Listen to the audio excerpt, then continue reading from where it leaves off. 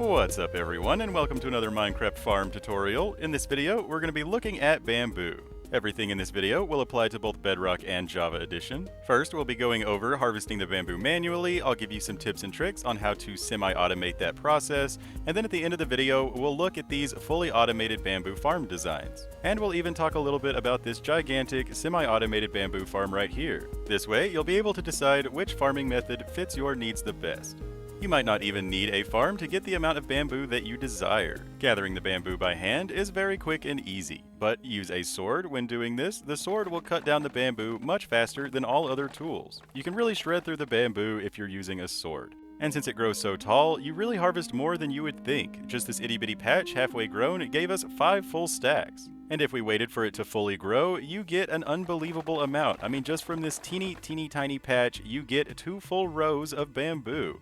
I mean, that's crazy. It just grows so fast and so tall that, you might not even necessarily need an automated farm. If you just plant a patch next to your base so that it constantly grows, and you'll be able to harvest it for all your scaffolding, sticks, or bamboo wood needs. But maybe you have an AFK area for farms, and that's why you want to build an AFK farm for your bamboo. Which is why I'll be going over the AFK design at the end of this video. But, if you really want massive amounts of bamboo and you don't actually want to take the time to cut it down, maybe you're building a mansion out of bamboo wood or something like that, this farm right here is expandable and very, very efficient. But since this farm is fairly large and complex, I won't be going over this specific design in this video. Once I work out the kinks for this design and get the tutorial made, I'll try to remember to post a card here on the screen linking it, and also in the video description, just in case this is the design that you're interested in. But that's not to say for this episode that we will be abandoning this altogether. In fact, you can use some of the pieces of this farm to assist you with manually collecting the bamboo. For example, you can build the collection system underneath a little patch of bamboo. That way, when you cut it down by hand, you can just activate the collection system to pick it up for you. This will save a bunch of time so that you don't actually have to go around picking up the bamboo by hand. Now, of course, you could just build this first and then place dirt on top of it to plant the bamboo on, but if you already have a patch of bamboo or a place in mind for your bamboo, you don't necessarily have to get rid of it. You could just dig a hole underneath it and insert the minecart collection system there. Or also, instead of the collection system, you could build the flying machine harvester. We'll talk more about that later on, but building either one would be much easier than building the gigantic bamboo design, and both would save you tons of time when it came to harvesting your bamboo. But as for this collection system, once you have your hole dug or your area selected, we're going to start off by placing a chest off to the side. And then we're going to place a line of hoppers going into that chest and going into each other. Your minecarts are going to rest on top of these hoppers. Really all this is going to be a rail system underneath your bamboo. If you built this above ground, it might be a little easier, but if you decided to build this underground, you'll have to do 1 row of rails at a time. So just like any rail system, we're going to place powered rails on the back wall so that the minecart hits the back wall and comes back.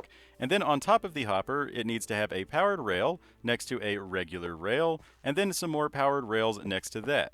And depending on how long your rail system is, you may need more or less powered rails. It's just always good to test it. But before you can test it, you need to place redstone torches underneath the powered rails so that they are powered. Also, these rails need to be directly underneath the dirt block with the bamboo growing on it. But once you have them powered, place your minecart with hopper on the unpowered one, then just press a button right here and make sure that it goes all the way. Now if it gets stuck and doesn't make it all the way, you can always just add more powered rails. That's why when building any minecart system, it's always good to test it as you go, to make sure that you have enough power to actually send the minecart all the way to its destination. Now depending on how big your bamboo field is, you might be able to just use the same minecart for the second row. The only issue is that hopper minecarts only have 5 slots, so they can only hold 5 stacks. So depending on how big your bamboo field is, it might fill up and not be able to pick up all of the bamboo. But if your field isn't very big, you can curve the rail track back upon itself like so, saving you a little bit of material since you won't need a second hopper minecart if you curve the first one back on itself. But also, depending on the orientation that you built this farm in, you may run into some issues with the ends of the rail. They might connect to each other and try to go different directions. If this does happen, simply break out the block on the first row and place an additional temporary rail, and then place your second rail, like so, and then break out the temporary one. This will prevent them from connecting to each other. And then of course just go back and power your rails by placing a redstone torch underneath them. And now be sure to test it to make sure the hopper minecart goes all the way around, loops around, hits the wall, and comes back. Now, I wouldn't send the minecart more than 2 rows. Even with 2 rows, Bamboo just produces so much that depending on how big your field is, the hopper minecart might get filled up. So I would limit it to either single rows like you see here, or just the double rows looping back on itself, just depending on how big your bamboo field is. So for the next few examples, I will just do the single minecart row so that you have an example of both. After placing your row, be sure that if your ends are connecting to each other, to place a temporary rail coming out of the one before it so that the new one doesn't connect. But we'll have an unpowered rail on top of the hopper, followed by a regular rail, and then some more powered rails to boost it along, then some more regular rails, and then powered rails at the very end. And then be sure to power all the rails except for the one on top of the hopper. And that's pretty much it. Continue this pattern all the way across so that you have rails underneath your entire bamboo field. But also be sure to test it as you go. And also, your ends may or may not connect to each other. It just depends on if you're building this from north to south or east to west. Rails like to attach in a certain orientation. I forget which one that is, but only, 50% of you will have the problem of your ends trying to connect to each other. But if you do have that problem at the very beginning, you will notice, so just be sure to continue placing temporary rails each time you place the end rails, and it will save you a lot of hassle. Because as long as the previous rail has 2 rails connected to it, it will not change its orientation when a new rail is placed next to it. So you'll only have this problem on the rails at the very, very end, and if you mess up like this, you will have to kind of go back and fix the previous rows like you see here. So I'm going to have to break these out, replace this temporary one to place this one, and then place another temporary one right here at the end of this row so that I can place the final rail on the row that I just made. And so, it's a little bit of a hassle. Again, this just depends on which orientation you're building this. But once you get all of your rails built underneath your bamboo, then just make sure to test it one last time to make sure none of the minecarts get stuck, and then you're done. So when you're finished, place redstone dust on top of all of these blocks next to the hopper minecarts coming out of the button, and then just fill in the hole. Be sure to leave a little bit of room so that you can access the chest, but that's it. Building the rail system might take a little bit of time, but it's just so nice not to have to wander around inside of the bamboo trying to pick everything up. Bamboo is solid, and so it can be kind of a headache to collect all the bamboo by hand in the middle of a little patch of it. So with this, you just press the button, and it will pick up most of the bamboo. Now, of course, bamboo outside of the rail system won't get picked up, or bamboo that's sitting on top of other bamboo will also not get picked up. So, it's not perfect, but it picks up the majority of it, and all the rest of it you could just kind of run around and pick up, or if you're someone like me, you can just kind of ignore it and let it despawn. Naughty, naughty. And one last thing you could do to improve this design is build a wall where the minecarts stop. So like right here above this chest, there is no minecart. So if we just build a wall right here, it will have to be a really tall wall, but it will trap the bamboo from getting outside of the minecart system. And instead of the automated collection system, or in addition to, you could always build a flying machine harvester to cut down the bamboo for you. I have a video on flying machines and this harvesting scythe that I will link here on the screen and in the video description in case you want a block-by-block build tutorial. Now the large bamboo farm that I will tutorial next time will have both the automated collection system and this automated flying harvester. But that's not to say that you could just build them separate. You don't need necessarily to connect the systems together to make it nice from the push of a button. You could just build this flying machine harvester around a bamboo field and then run around pick it up. Or, you could just build the collection system underneath it like we just went over, and it will pick up most of the bamboo. It doesn't really have to be fancy. But for now, let's move on to the final design that I have for you for this video, and that is the fully automated design. Now they are very similar to these sugarcane farms that I went over in our last video. They are basically exactly the same except for the water source being needed. Now, I experimented making these really tall, since bamboo can grow really tall, but the problem with this is that the hopper minecart fills up and leaves bamboo behind. It's surprising like how much bamboo actually produces, so you want to make sure that you build this short enough or small enough that the hopper minecart won't fill up. So I experimented just raising it one block, but I finally came to the conclusion that you should just build it exactly like the sugarcane farms. As short as you can possibly go. You can also make this as long or as short as you would like to make it. Start off by placing a chest with a hopper going into it, and then place down blocks coming out of the hopper, going as long as you want the farm to be. So if you want it to be 10 blocks long, or if you want it to be up to 60 blocks long. Just make sure that you don't go outside of simulation distance, so keep this within like 64 blocks long at the max. And then once you have your blocks placed, place a block at the very end, then place down your rails going all the way across it. But we're going to place a block diagonally up from the hopper to give the minecart something to sit next to. Then we're going to place a powered rail on top of the hopper, skip at least one rail, and then place more powered rails, and then place powered rails throughout the rail line just to make sure that the minecart can go all the way. This will require a little bit of testing just to make sure that the minecart is powered enough, but we're going to place solid blocks next to these rails with either a redstone torch or a lever on top of them to power the rails.